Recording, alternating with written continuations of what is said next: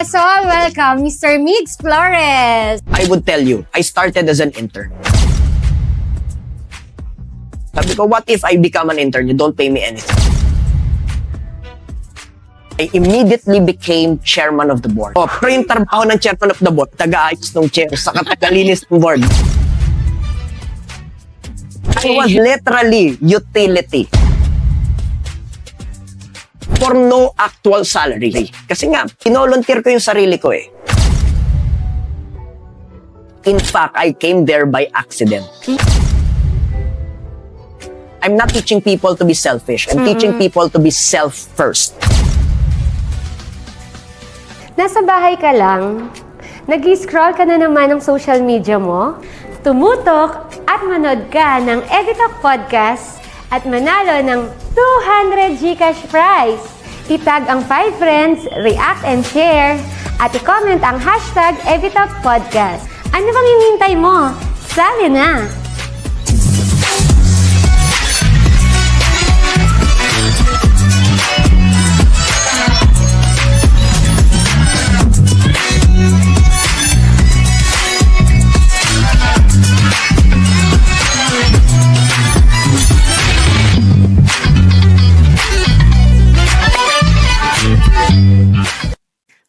Maraming salamat po sa patuloy na panonood sa aming Evitalk Podcast simula pa ng 2022 up until now. Maraming salamat mga ka-Evi dahil season 2 na tayo at damang-dama namin ang inyong suporta. Kaya ano pang inaantay nyo? Tumutok at i-share ang live na ito. My name is Miss Joycey. I'm here to inspire and make a big change in your life. Welcome to Evitalk Podcast Season 2! Excited na ba kayo kung sino ang ating Evi guest for today? Alam ko, marami na ang nag-aabang sa kanya. Hindi ko na patatagalin pa. He is the CEO and President of I Am Plus Coaching. Let us all welcome Mr. Migs Flores. Patiin mo naman, Coach Migs, ang ating mga Evi viewers na nanonood sa ating Evitalk. Unang-una, of course, thank you so much for having me here. To all the viewers and the listeners of Evitalk Podcast, maraming salamat for having me here. So, I hope you stay tuned. Marami tayong mapupulot na aral, hopefully. Yes, Coach. Talaga namang marami ang nag-iintay sa'yo dito kasi talagang ikaw yung isa sa hinahangaan namin. Gusto ka na nilang makilala kung sino ba si Coach Migs before maging CEO ng I Am Plus Coaching. That's a good question. Gusto ko na yan basagin lahat kasi there's a lot of people who thinks na it takes intelligence. I would say yes, in a way, pero to be learned afterwards. Pero when I was starting, I wasn't really that intelligent. It takes background. It takes whatever reason to pave the way for me to be where I am today. Pero I would tell you, I started as an intern. In fact, when I graduated from college, nagtrabaho ako in Makati 2 years. I used to be a salesman. And then I left it all behind to be an intern. So when I first met Coach Ross, okay, he was actually the founder of I Am Plus. Okay, he was a life coach and sobrang na-inspire ako sa ginagawa niya. When I first met him, I volunteered myself. Sabi ko, what can I do so that I could join your space? At that time, he was not hiring. I Am Plus used to be just seminars of Coach Ross doing whatever he does as a life coach. It was not yet a full-blown corporation as it is today. Yes. Kumbaga kapag na-trip ni Coach Ross mag-seminar, may seminar. And then for documentation purposes, then there was this what we call I Am Plus. Tapos sabi ko, hindi naman sila hiring kasi nga ganun-ganun lang yung setup nun eh. Kapag may trip lang, may talk, may engagement. And sabi ko, what can I do so that I could join your space? So sabi niya, there's no job offering for now. Sabi ko, what if I become an intern? You don't pay me anything. But I get to learn from you. So, pumayag siya. Oh, right there and then, I kid you not. No? Ang tawag niya sa akin doon, I immediately became chairman of the board. Ewan ko whatever he saw in me. Pero yung trabaho ng chairman of the board, taga-ayos ng chair, saka taga-linis ng board. Ako natapos ko rin sa sarili ko ba? Kasi I was literally utility. Na I started to hide it from my parents. Na kasi 'di ba, I was already a salesman. in the corporate world. Yes. Left it all behind. Tapos I was a utility. Yun yung naging trabaho ko, na nag-ayos ng upuan, Yes. naglilinis ng board, and then, for no actual salary. Kasi nga, volunteer ko yung sarili ko eh. So, that was who I was. Until such time that I spent months to really learn what he does. Kasi isa lang yung mindset ko, ma'am, during that time. My mindset was, I was 21. This is the context. I was 21 years old. What I was thinking is, if all else fail, companies would take me for sure. Kasi 21 lang ako eh. That's my greatest asset. I was young. And there were a lot of companies looking for young people who's gonna work for them. So parang na-vision mo na, coach, yung mangyayari sa'yo. Oh, Nangyayari sa'yo ngayon? honestly, no. Siguro, na-vision ko siya maybe when I reach 40. Pero when I was 21, ang thinking ko lang is mag-take na ako ng risk ngayon kasi kung pumalpak lang din lahat ng plano ko, it's easy for a 21-year-old to apply for a job. Paano naman na-establish ang IM Plus coaching? Alam mo, si Coach Ras ang best person to talk about it Oo. because Coach Ras was the founder of IM Plus. He started it in 2010. Para sa akin kasi lahat ng pumasok sa IM Plus coaching, kapag in-execute yung mga tinuro nyo, talagang gumagaling. Yes. And I see the result with my friends. Yes, yes. So, it started out with Coach Ras talking. Ito nga yung kwento ko kanina.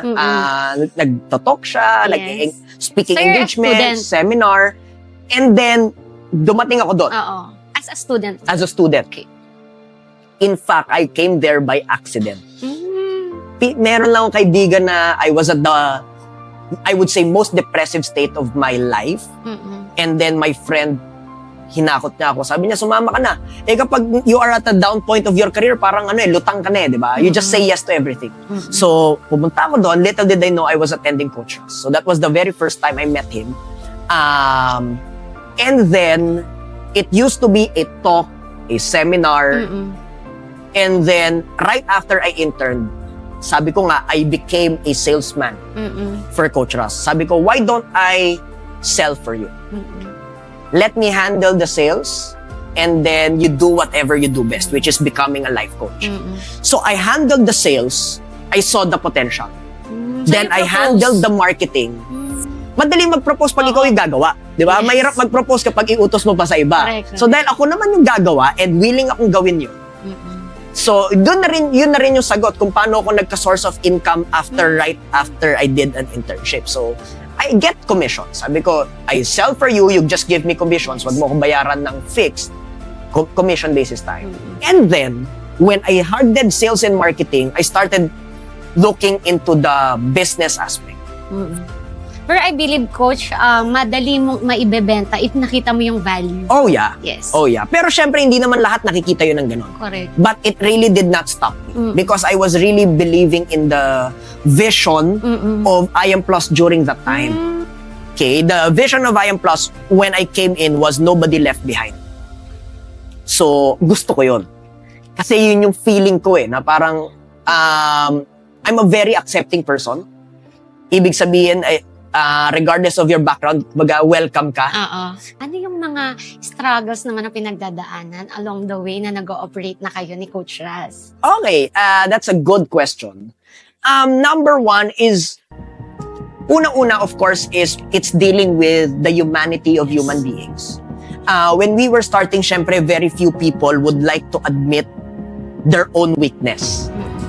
So, kami, di ba, we're very highly respectful of not just your strength, but also your low times. Eh, hindi naman lahat ng tao willing to admit that. Many people are still willing to pretend, I'm good, I'm fine, I'm okay. I don't need that. Na parang if I go to your program, ibig sabihin may problema sa akin. So yun yung isa sa mga we had to go through. Pero talagang we were very loud in quote-unquote preaching, it's okay. No, na you don't, it's not a sign of weakness to be weak sometimes. Parang ganyan. So, yun yung struggle namin. Of course, number two, sabi ko nga, we're very accepting of a lot of people. Ibig sabihin, lahat tinatanggap namin in the office. And sometimes, it sparks, I would say, judgment from different communities. Lahat tayo, there are areas in our lives where we would say that we are unacceptable. Eh kung hindi tayo tinanggap nung mga panahong hindi tayo katanggap-tanggap, paano na lang tayo? So what gives you the right to cancel out somebody just because of one behavior they did? Sabi nga, let the first person without a sin throw the first stone. Eh ako, alam ko namang I'm also not perfect. Sometimes I say things na nakakasakit. Sometimes I make mistakes. Yes. So kung ako nga nagkakamali, bakit ko to ika-cancel? So we're just one and the same. So the more people are bashed, the more we welcome them. So, ibig sabihin, Coach, yun yung mga naging struggle niyo, yung mga sinasabi ng iba. There's a lot of judgment, di ba? Actually, ako, share ko lang din, na-experience ko din talaga yan. Na parang, ba't ka pa attend? Eh, nakakapag-operate ka na naman ng sarili mong company. Kaya mo na, may problema ba sa'yo? So, yun yung thinking na, bakit kailangan mo pang ma-involve? Yeah. Ako kasi, ako yung tao na nakikita ko yung value pag nakakita ako ng resulta. Ang una kong tinignan is, sila kasi nagkaroon sila ng result, it's because of the I Am Plus coaching. Yeah. For me, may value talaga siya. Kasi hindi mag-engage yung mga students nyo sa inyo. Along the way, parang lahat in-avail kung hindi nakitaan ng value. And for me, yung personality development, ako sobrang naano talaga sa discovery. Sobrang na-amazed. And nakilala ko talaga yung sarili ko. And yun yung isa sa kailangan matutunan ng mga tao. And the I Am Plus coaching is more on transformational. And now I know, kasi na-involved na ako sa loob. I just happen to really preach about self-care and self-love a lot. Yes. And if, sabi nga namin, if being a kulto means that you're gonna love yourself, so be it. If being a kulto means you're now gonna put boundaries and not allow people to abuse you, so be it. If being a kulto means you're gonna forgive your loved ones, so be it. Because they're all weird. Diba? When was the last time people said, I love you? To the very people they said they will die for. If being a kulto means that you're now gonna affirm people na kahit hindi pa yan nakahimlay, i-eulogy mo na para once and for all, marinig niya naman yung gusto mong sabihin. So be it. Ano ba talaga ang mission and vision ng I Am Plus? I love that. Our vision and mission, I would say our massive transformative purpose. Yes. Yan yung tawag namin dyan. It's healing humanity's wounds by infusing them with love. Yun talaga. We believe as an organization that ito ang analogy ko. That is the mission. Oh, yes. Ito ang aking analogy, ha. For example, company. You have many companies right now. Kailan mas nagiging creative, intelligent, and productive ang staff mo? Pag nagkakaroon ng project or problem, When they're happy or when they're stressed? happy. When they're happy. Yes. When people are happy, everything seems so easy. Yes. When people are pressured, toxic, and stressed, everything seems hard.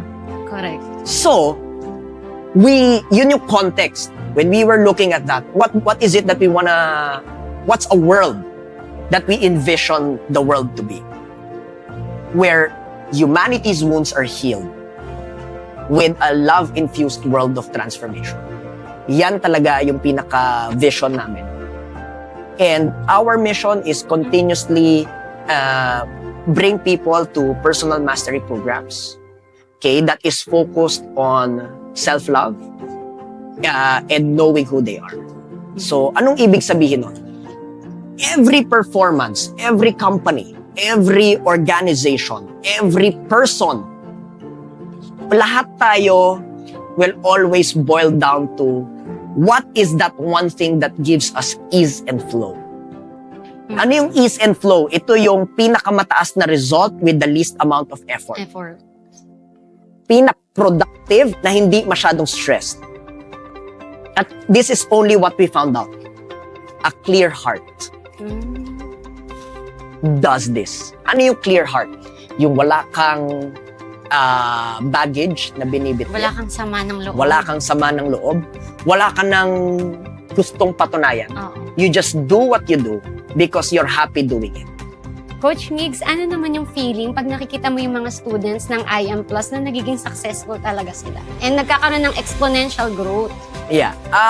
Honestly, I feel humbled.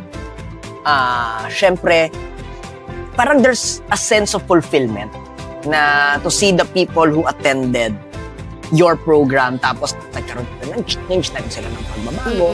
Na parang it's a mixture of humility and pride. Di ko alam kung paano nag-work yun. Pero you feel humbled being able na nabigyan ka ng oportunidad and the privilege to be a part of it. Na naging, I would say, susi ka or naging instrument ka for that to Yes. happen.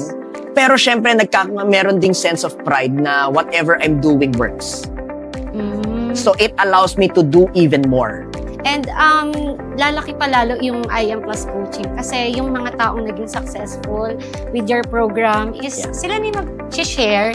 Kasi ako hindi ko mapigilan yung sarili ko na i-share. Oh, thank you. And yun, Coach, ano naman yung masasabi mo dun sa mga students na parang syempre, dalawa yan. Merong naging successful, merong hindi. No? Pero along the way, meron talagang hindi na kukuha yung Right. training. Ano yung Right. masasabi mo sa mga taong...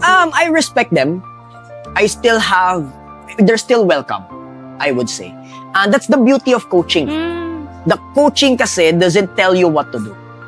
It allows you, it's providing you with powerful questions. And as far as IM Plus is concerned, it's providing you with powerful experiences and powerful questions that will allow you to discover. Kaya nga Yes. siya discovery.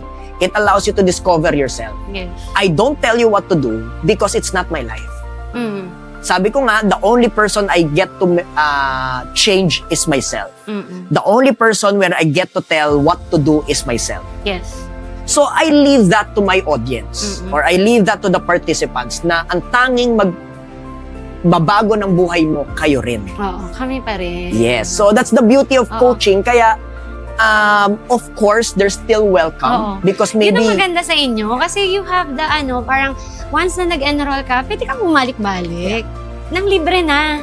Yes, Diba? yes, Nasa sayo na lang. Oras na lang, bigyan mo na lang ng oras. Para Correct. sa sarili mo pa rin. Yes. Bakit kailangan na unahin yung sarili para maging successful? Lagi nilang naririnig yung Yes. self-love. Pero parang sa iba, may isip na, ano yun? Parang selfish, di ba? Yes. Pag sinabing unahin mo yung sarili mo. Yeah. So, ang ganda ng tanong mo because context, no? Kaya nga siya tinawag na unahin yung sarili. I'm not teaching people to be selfish. I'm teaching people to be self-first. Magkaiba yun. Magkaiba yun. Oo. Okay? Self-love doesn't mean being egotistical. Ano yung egotistical? I put myself above you. Hindi siya self-love. It's pride. Mm-mm. No? It's ego. Self-love means that I get to treat myself how I deserve to be treated. The right amount of forgiveness, of compassion, of patience, of love, so that I feel that within me that I don't lack elsewhere. And because I don't lack, it's easy for me to give it to others. Kaya nga siya self-first. Unahin ko yung sarili para mag-overflow. Okay? It doesn't mean, sabi ko nga, for those people who are talking about, yung iba naman kasi is ang gusto self-denial. The reason why I don't share self-denial is because if you deny yourself of love, how can you give it to others? Because again, sabi nga nila, you cannot pour from an empty cup. You can only give what you have. Mm-mm. Okay? Now, for religious sectors, for example, if that means that you get to receive from above, so be it. Yes. Pero, wag mo i-deny yung sarili mo na tumanggap kasi gusto mo rin naman yun. Kesa maging inggitera ka. Oo. Na parang, bakit siya meron, ako wala, mabait naman akong Oo. tao. Doesn't work that way. Kesa mag-inggit ka sa iba, sure, don't allow yourself to be a vessel. And when it overflows, you bless others with it. Mm-mm. Ako, Coach, nakarelate ako dyan, lalo na umattend ako ng Discovery. Kasi, umattend ako, parang, actually, okay naman ako. Yung lagi kong sinasabi, okay naman ako, nakapagtrabaho ng maayos. Pero along the way, minsan sinasabi ko sa husband ko na, pagod na ako. Parang, hindi ko kasi pala nabibigyan ng time yung sarili ko. Yeah. Now, which is, pag nabigyan mo ng time, pag parang minahal mo talaga yung sarili mo, mahal ko naman ang asawa ko, ang family ko. Pero pag binigyan mo ng time ang sarili mo, inuna mo muna bago ka magtrabaho, magiging productive ka. Hindi ka makakaramdam ng pagod. 'Di ba? Yun yung nakita kong value talaga. Ano naman yung coach, yung morning self-care routine? Bakit nakakatulong pa sa isang tao? Okay. Coach, one, I would say, morning routine is very important. I would always say this. Because it gives you time for yourself. A morning routine ensures that you put so much quality time back to yourself, no? The reason why we practice meditation, some people practice silence, some people practice visioning, some people practice devotion, some people practice prayer. Whatever that may look like, it's up to the person. Pero kailangan, the very first thing pagka wake up, you don't look at your cell phone, Yes. no notification. Bakit? Kung makatanggap ka ng bad news dyan, di buong araw mo na bad news. Paano kung makatanggap ka, lalo na ngayon, makatanggap ka ng balita na hindi ka agree, di ginudge mo na sila lahat. Correct. So, diniktahan mo yung mood mo on the very first minute that you woke up. Oo. That's why I advocate morning routine. Ano ibig sabihin? The moment you wake up, huwag ka muna Mag-cellphone. mag-cellphone. Don't even go to your kids. Don't even go to your family because these are already the world demanding something from you. Yes. Wag muna. Focus ka muna on yourself. Most important for me is being still. Silence. Relax. Yun talaga yung point nun. Relax. Do nothing. It's more on Doing nothing. Bahala na si Lord. Bahala na si God. Lord, or at the very least, just sit still. Bakit? Ito yung and it is a discipline kasi mahirap sa atin, especially in the world of social media. There's so much distraction in the world that it's hard for us to stay still. Yes. But we knew we needed it. We knew we needed the relaxation and being calm. And yet, we don't prioritize it. If you cannot do as simple as doing nothing, how can you do as big as a responsibility?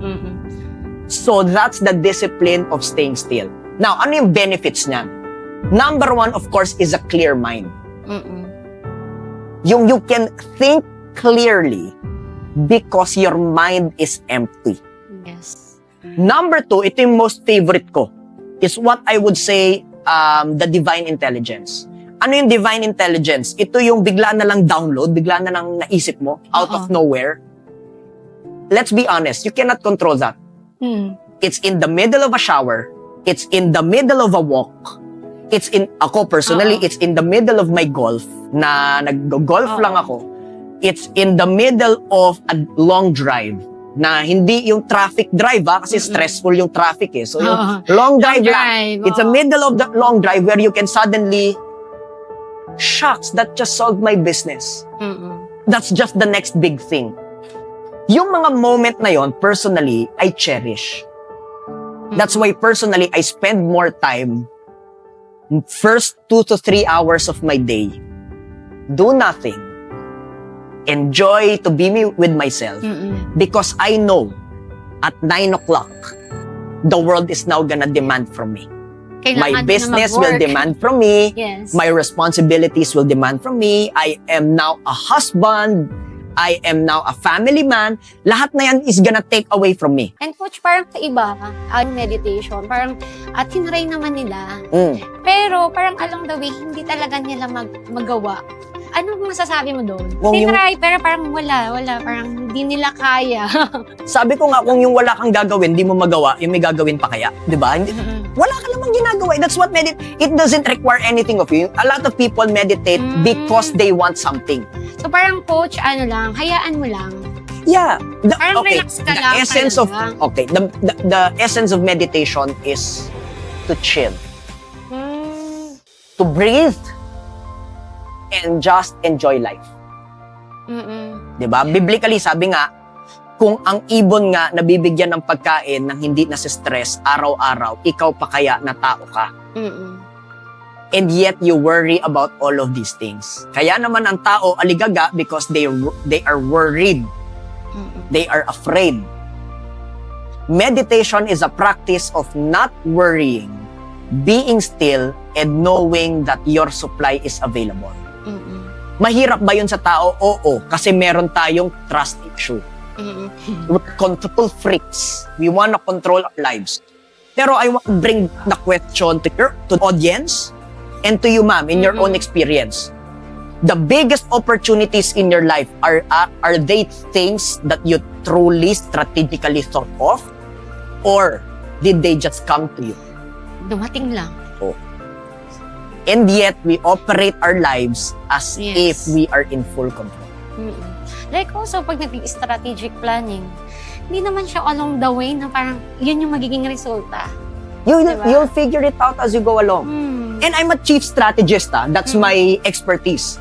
I'm great at strategizing companies. Pero may Strategizing. mga changes kasi talaga. Pero even as a chief strategist, sinasabi ko, let's not do strategic planning. Labo, no? I do the strategy for the companies I own. It is my ideas and my mind that sets everything up. Pero ang sinasabi ko, meron ba kayong strategic planning session? Ang sagot ko, wala. Alam mo kung kailan yan nangyayari? Out of the blue, guys, come to the office 4 o'clock. Bakit? I just feel I had an idea that is so big, I need to share it to you. To just live today, I'll just do that one thing that makes me enjoy.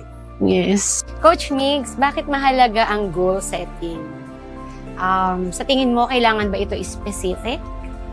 You mean yung SMART goals? Yes. Okay. goals. I am not against measurable targets. I love being measurable. But I'm not really a fan of SMART goals. Hindi ako fan ng specific time-bound goals. Why? Because it is restrictive. Ito yung, okay, allow me to share this. Kunyari, ang goal mo is to hit 10 million next year, for example. Paano ang isip mo? Pang 10 million 1 year from now. Paano ang kilos mo? 10 million 1 year from now. Ano yung knowledge na i-acquire mo? 10 million 1 year from now. What if you can hit your 10 million 2 months from now? What if? Pero hindi mo yun mangyayari. Kasi ang pinrepair mo sa sarili mo after 1 year. After 1 year. Oo. So, when the 10 million is ready 2 months from now, do you think you can handle it? No. No. Because you're not, as a person, you're not equipped to handle it. Tama? Yes. So, who Kasi you're not ready pa. said no to the 10 million? Is it the opportunity or is it you? Ako. Exactly. That's why I'm not a fan of putting deadline. I'm not a fan of having time-bound specific result. Does that make sense? I'm a fan of growing myself. If the measure, I'm not against clear vision. In fact, I love clear intention. If the specific measurable target for you is 10 million, so be it. Your next job is to equip yourself as somebody who can handle 10 million as fast as you possibly can in terms of your personal growth. Because when you can handle the 10 million, it will naturally follow. I do goals, but I don't do SMART goals. So, paano mo siya ine-execute? Anong example ko? Yes. I Baka don't malito have... yung ating mga viewers kasi laging sinasabi, kailangan smart, specific, measurable. Maging smart lang as in maging matalino lang kayo. Yes. Pag-isipan, use your mind in terms of hitting after your goals, but that's it. And sila, Coach, ano naman yung maipapayo mo sa kanila na this 2025, paano sila, parang how to win in their life this 2025? I think I said it in a sense na stop giving yourself that unnecessary pressure of that one thing na gusto mong mangyari sa buhay mo. Maybe my only tip for 2025 para sa inyong mga manonood is, can you just spend this year enjoying? Maybe let's just start before natin pag-usapan yung pangarap, bago natin pag-usapan yung all of your dream house and whatever, lahat naman yan darating eh. Promise. Pero, aanhin mo yan lahat kung you're not even enjoying. Yes, kung hindi ka masaya. Kung hindi ka masaya. So, I want you to start spending this year to start living a life you don't need an escape from. Mabuhay ng isang buhay na hindi mo kailangan takasan. Mm-mm. Hindi mo na kailangan mag-file ng vacation leave. Kasi nag-e-enjoy na ako dito. So bakit pa ako mag-leave? Okay na ako. You don't live a life that you could say to yourself, ang sarap mabuhay. Yan yung if there's one thing that I have applied since the past 8 years, is to continue to live a life na masasabi ko, kahit na nung 8 years ago, hindi naman ako CEO. Yes. 8 years ago, hindi ko naman na-enjoy yung mga na-enjoy ko ngayon. Pero I would always look back, have a grateful heart, Yes. and say, grabe, sarap mabuhay. Buti na lang. And then, hindi ko alam, nakakahawa pala yun. Oo. The more I do that to myself, the more I look for more blessings to be grateful for. Ang lagi ko sinasabi, and this is for you, if you are to spend your 2025, lagi kang may rason para maging grateful, Yes. at lagi kang may rason para magreklamo. The choice is Is up yours. to you. Yes. The choice is up to you. Thank you, Coach Migs, for sharing with us your inspirational story na talaga namang kapupulutan ng aral at pag-asa ng bawat isa. At before katuluyan na magpaalam, baka may gusto ka pang batiin at i-promote. Of course, simulan ko muna sa akin, it's at Life Coach Migs. All social media, from YouTube, Facebook, LinkedIn, TikTok, Instagram, at Life Coach Migs. Isa lang yan. May blue check mark yun, para lang clear sa inyo kasi maraming nagpo-poster account eh. So, just follow the social media pages that has a blue check mark. And of course, please stay notified and follow the social media pages of I Am Plus Coaching. Okay? Facebook, TikTok, Instagram, meron din tayo. And marami tayong ginagawa na free webinars. Take advantage of that para naman you guys can attend. And number 2, of course, naggagawa tayo ng mga low-ticket programs. Now, if you're ready already to go for discovery, I hope to see you there. Sa nanalo sa aming pa-Gcash, abangan nyo na lamang sa aming Evitalk podcast page. I hope may natutunan kayo at na-inspired kayo, lalo na sa pag-abot ng inyong mga pangarap. Again, my name is Miss Joycey. See you on our next Evitalk Podcast Season 2.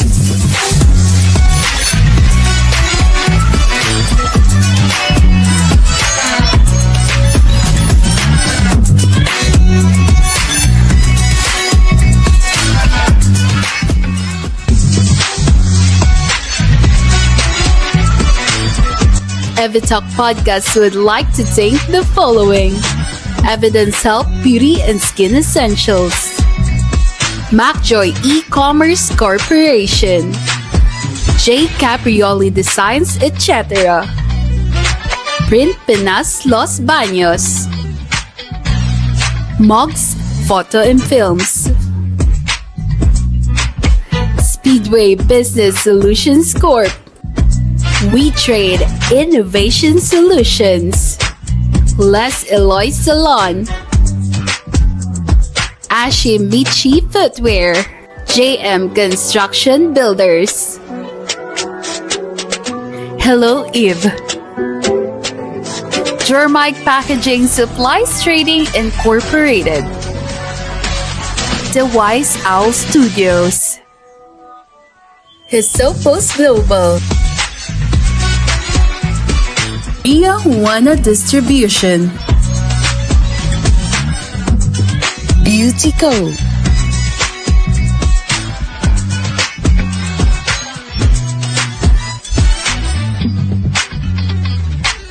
Let us all welcome Mr. Migs Flores. I would tell you, I started as an intern.